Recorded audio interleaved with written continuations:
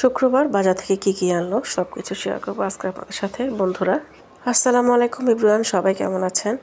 আশা করি যে যেখান থেকে আমার ভিডিওটা দেখছেন সবাই ভালো আছেন। তো সবাইকে আকসা অ্যান্ড ব্লগ স্বাগত জানাচ্ছি। তো কে কোন জেলা থেকে আমার ভিডিওটা দেখছেন আশা করি সবাই একটু জানিয়ে যাবেন।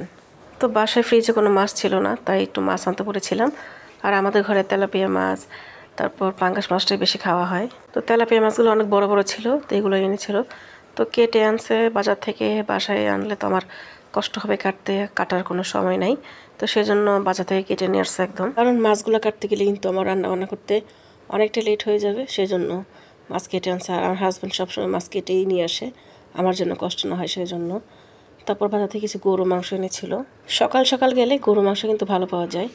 তো সকাল সকাল যেতে পারে নাই, তো ঘুম থেকে উঠতে লেট হয়ে গেছে। তো তারপরে 10টার দিকে গিয়েছিল বাজারে। তো বাজারে গিয়ে দেখে মাংস শেষ, তো অল্প কটা মাংস ছিল আর কলিজা ছিল। তো কলিজা আনলো, বেশি করে কলিজা দিয়ে মাংস মিলিয়ে নিয়ে আসছে। তো ভালো কোনো কিন্তু মাংস ছিল না, তো বেশিরভাগ কলিজায় নিয়ে আসছে। আর আমি কলিজাটা অনেক পছন্দ করি, বলেছিলাম মাংস কলিজা মিলিয়ে নিয়ে আসতে। তারপরে কিছু গাজর এনেছিল, শসা এনেছিল সালাদ খাওয়ার জন্য। আর গাজর কিন্তু আমার কাছে খুবই ভালো লাগে। গাজরগুলো অনেক সুন্দর ছিল, একদম ফ্রেশ ছিল, অনেক সুন্দর ছিল গাজরগুলো। তো সবগুলোকে এখন বের করবো, বের করে দেখবো কী আনলো। তারপর গুছগাছ করে যা যা রেখে দেওয়ার ফ্রিজে আমি এগুলো রেখে দিব। আর আমার বাচ্চারাও কিন্তু গাজর অনেক পছন্দ করে। আর গাজর কিন্তু অনেক দাম ছিল। দেখেন আমার মেয়ের অবস্থা, গাজর নিয়ে একদম মুখে নিয়ে দিচ্ছে ধোয়ার আগেই। ওর হাত থেকে আমি নিয়ে নিলাম, তো এটাকে ধুয়ে আমি ওকে দিব কেটে খাওয়ার জন্য। এদিকে তো আমার মেয়েটা রেগে মেগে একদম আগুন, কেন ওর কাছ থেকে নিয়ে নিলাম আমি। তারপর কিছুটা আলু নিয়ে নিলাম, পেঁয়াজ নিয়ে নিলাম, এগুলোকে আমি সবগুলো কাটবো মাংসের জন্য। তারপর ফ্রিজে মাছগুলো রেখে দিয়েছি। তো শুধু মাংসটা রান্না করব আর একটু তিতা কলা ভাজি করব। তো আমি কিন্তু প্রথমেই কলিজাগুলো সিদ্ধ করে নিব, কারণ কলিজাই বেশি ছিল মাংস থেকে। আর কলিজা কিন্তু সিদ্ধ না করলে আমার কাছে একদম ভালো লাগে না। কলিজা থেকে কিন্তু অনেক ময়লা বের হয়। তো সেই জন্য কিন্তু আমি কলিজাগুলো সিদ্ধ করে অনেকবার ধুয়েছিলাম, কলিজা থেকে অনেক ময়লা বের হয়। তারপরে এই যে আমি কিন্তু চুলায় তরকারিটা বসাই দেবো। আর আমি প্রেশার কুকারে রান্না করব, কারণ প্রেশার কুকারে রান্না করলে মাংসটা তাড়াতাড়ি সিদ্ধ হয়ে যায়। তারপর আমি মাটির চুলায় রান্না করব, মাটির চুলায় রান্না করতে চলে আসছে বাহিরে। এদিকে তো সব মশলা কিন্তু একদম বেটে নিয়েছিলাম আমি, আদা রসুন তারপরে জিরা। তো এখানে আমি কিন্তু গোটা মশলাও দিয়ে দিয়েছি একসাথে। তো এগুলোকে দিয়ে একটু কষিয়ে নিচ্ছিলাম। তারপরে আস্তে আস্তে সব আমি শুকনা মশলাগুলো দিয়ে দিব। আর আমি প্রেশার কুকারের মধ্যে ছাই মেখেছিলাম। তো এইভাবে ছাই মেখে রান্না করলে কিন্তু ধুতে একদমই কষ্ট হয় না। তো ডলা দিলে একদম চকচকা ফাঁকা হয়ে যায়। তো সেজন্য কিন্তু আমি ছাই মেখে রেখেছিলাম। তো আমি কিন্তু সব মশলা দিয়ে দিয়েছি, দিয়ে কিন্তু আমি এখন মশলাগুলোকে ভালো মতো কষাবো যতক্ষণ না মশলাগুলো থেকে তেল উঠে আসে। আর আমি গরু মাংস রান্না করলে আমি প্রেশার কুকারেই রান্না করি, যাতে তাড়াতাড়ি সিদ্ধ হয়ে যায়। তো অনেকক্ষণ ধরে কিন্তু আমি মশলাটা কষিয়ে নিচ্ছিলাম।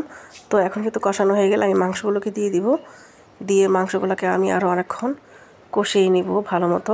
তো ঢেকে দিব, ঢেকে দিলে কিন্তু কষানো হয়ে যাবে আস্তে আস্তে। তো আমি কোনো পানি দিব না, এই মশলাতে আগে কষিয়ে নিব। আর আমার প্রিয় বন্ধুরা, আপনারা ভিডিওটা স্কিপ না করে পুরোটা ভিডিও দেখার অনুরোধ রইল। আপনারা কে কোন জেলা থেকে ভিডিওটা দেখছেন আশা করি সবাই জানিয়ে যাবেন। আর আমার ভিডিওটা কেমন হলো সবাই জানাবেন, লাইক কমেন্ট করে, ভালো লাগলে একটু শেয়ার করে দিবেন। অন্যদিকে তো আমি 2 চুলা জ্বালিয়েছিলাম, আমি আরেক চুলায় কিন্তু ভাত বসাই দিছি, তাড়াতাড়ি হয়ে যায়।